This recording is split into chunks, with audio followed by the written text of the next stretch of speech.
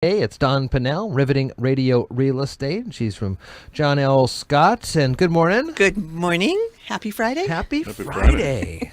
Just did a quick search for homes available in the county, and looks like there's a bunch that more are and coming up. more, yeah, which is great. We've been talking about how low inventory is, so it's nice to see some new listings coming up. And I'm starting to working with buyers that have just been waiting for things to come on the market. So do you get calls and unfortunately they say, listen, we're a family of blank, we need this and this and this, and you go, unfortunately there's nothing now, but I got your name and number. As soon as I see something, I'll give you a call. Do that all the time. And we actually have a service that's it's called a property tracker, and you sign up for it, and then you automatically get an email anytime anything that meets your criteria comes on the market. So it's a good thing to do. And then I also look at all the new listings each day that come on, and if they look like something that might fit with somebody that I know is looking, and I give them a call.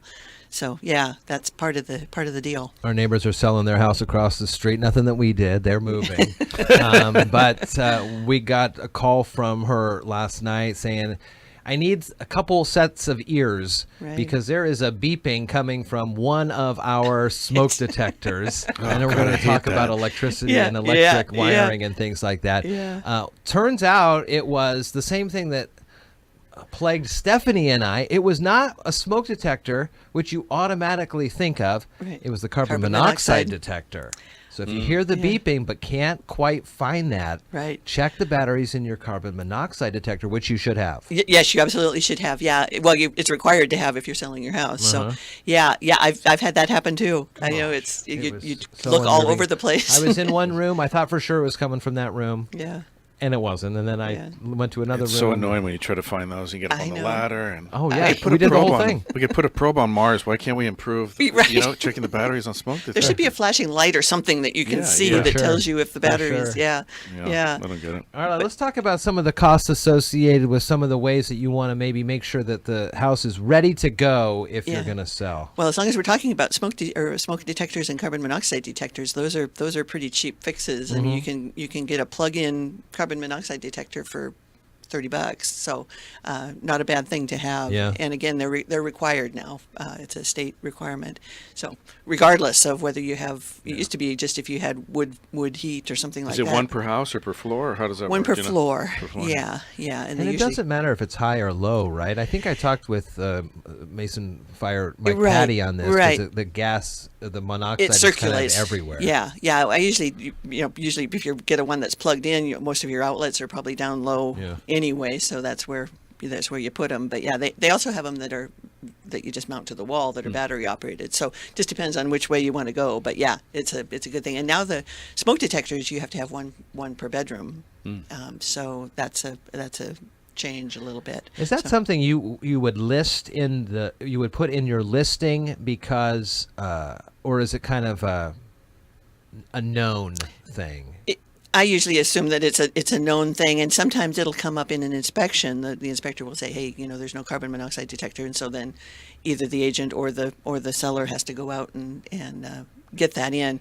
It's going to be required, for financing. Mm-hmm. An appraiser is going to look for that kind of thing. Okay. So a pretty cheap fix though. Yeah. And since the weather, not so much today, but the weather has been nice. There is a section in this little pamphlet that I've been looking at about putting in a swimming pool. So I thought, well, to put in a vinyl lined swimming pool can cost you anywhere from $15,000 to $20,000. Holy moly! Good to know. I was wondering about that because we know someone who's putting a pool in, and we had one in California, but in the summers where we were, it's 115, so we needed a pool, especially from the cooler Bay Area. Right. But how many days there aren't that many hot weeks. Is it, I guess, just for the entertainment and just having it, but it's not really something a lot of people in Mason County have, right? No, it's not common at all. No. So is it a selling point? Is that something unique that someone would want? Or because I know pools are really expensive to maintain. Right. We were so happy to get rid of ours. So it depends, yeah. I've seen them where people buy them and then fill them in because they're just, too much of a maintenance issue, and sometimes they can be an insurance issue too, Mm. So insurance. So hot tubs are more popular. Yeah, yeah. here in I town. wouldn't mind a hot tub. I'm looking at one of them infinity pools those- where yeah. you could lap swim in them. Yeah. They're longer. They're more rectangle than a hot Yeah. tub. And then you're swimming against and a you're current. swimming against a current. Yeah, yeah, those are sharp. I'd put one of those in. That sounds like exercise. Yeah. So along with that they're saying that a hot tub can cost you anywhere from $5,200 up. So. I mean, that's a little bit better. Yeah, yeah. You look at a pool, and especially if it looks like it's maybe a new pool or something, you Right. go, man, I'm paying another $20,000 on top of this house for this thing. Well, I'm and then you never got to figure gonna the use it. maintenance, cleaning the filters, and all that kind of stuff. Yeah, So oh, yeah, yeah. yeah. We have so They're- many they're great water lakes and Right, things around exactly. here. Yeah, that's the thing. If Exactly. you want to cool down, just go to. Yeah. Yeah, just jump in a lake. Yeah. There's enough of those. Yeah. Yeah. So I thought there's a section on electrical retrofit and upgrade and heating and cooling upgrades and Yeah. those kinds of things. So, for example, to put a ceiling fan in can run you about $250. So that might be something that you might want to consider if you don't have air conditioning, maybe install a ceiling fan. You call somebody on that one? I saw Home Depot was doing a class on how to put your own install in. them. Right. Yeah. I would probably call an electrician and have them do it because I'm not that way. I'm not inclined to do that kind of stuff. But if you're a DIYer, it's certainly a project that you can do yourself. Okay. So an exhaust fan in a bathroom can run you somewhere from $150 to $200. So, and those are good to have in working order. A lot of times they'll be there in houses, especially older houses, but they won't be working. So Yeah. to put a new one of those in. To replace to upgrade a electrical circuit, which sometimes you have to do for a new panel for 100 amp service, can run you from $1,200 to $1,600. And that is required. Sometimes there is a specific kind of electrical panel that has been recalled. And so in older houses, if you see that, that's probably going to have to be redone. And the reason it's a little bit more expensive is because they have to turn the whole electrical power off and then connect everything and just actually replace the panel. So When it comes to the average home, age of home, perhaps here in Shelton or Mason County, is there the need to upgrade the electrical to kind of get in line with today's current electronic use? yes, sometimes, yeah. It depends on what you're going to be using. So mainly what we look for is the existing wiring up to code. So example, you hear about knob and tube wiring. There are still houses in Shelton that have knob and tube wiring, and what really is irritating is where you go into a house and you see the visible stuff from the panel and things like that looks good. Yeah. But then when you start tracing it back, which an inspector would do, you see knob and tube. So they've taken knob and tube wiring and connected it to modern wiring, and that's really not good. And then a lot of times too, you'll see, and you hear about this on the remodeling shows on TV all the time. They'll assume that it's good wiring, and then when they start tearing down walls and things like that, they'll see. And of course, an inspector isn't going to be able to do that because they can't see behind the wall. Yeah. But once you take the wall down, you find all kinds of funky junction boxes and things like that. So you do have to be kind of careful. I've only had a couple of cases where they've had to go in and actually replace a lot of wiring, and you just have to hire an electrician to come in and do that because it's, you want it to be safe. Sure. Yeah. So, if you want to go up from a 100 amp to a 200 amp on an existing panel, that's going to cost you $1,200 to $1,600. And so what does that do? I'm not an electrician, so I don't know the ins and outs, but it's just a higher capacity. So if you're plugging in a bunch of stuff, the breakers won't pop all the time. Yeah, so like some dryers will require like a 220 service. Okay. Some I see what you're saying, stoves for will sure. require 220. So it just depends on what you've got. So these are mainly just upgrades. So if what's there is working, then it's up to you to decide whether you want to upgrade or not. One thing that is kind of a requirement now is this GFCI outlet, and that stands for ground fault circuit interrupter. So those are required when there's water present, so like in a kitchen, in a bathroom, those kinds of things. And usually it's just one GFCI outlet per circuit. So you put it like next to the sink, and that's going to be for pretty much all the outlets in the kitchen probably.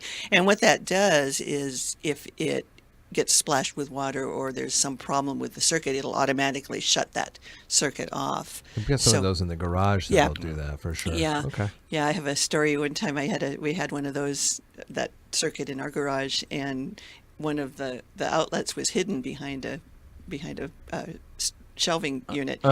And we couldn't figure out why there wasn't any power in the garage, and didn't even think about that. So we called an electrician to come up and find out why we weren't getting power. Oh, there's your problem right there. And that's what he said. So he charged us a stupidity fee.